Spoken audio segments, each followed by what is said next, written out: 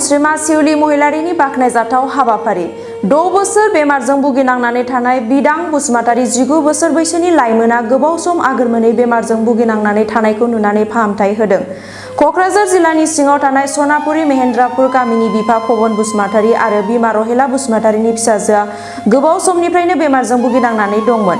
3 नं कक्राझार बियाबनि एमएलए मुस्रिमा शिउली महिलारिनाव फाहामथायनि हेफाजाब खावलायनायाव एमएलएनि माखासे सोद्रोमाफोरा गुवाहाटीनि सुपार स्पेशलिटी हस्पिटालाव फाहामथायनि थाखाय थिसनो।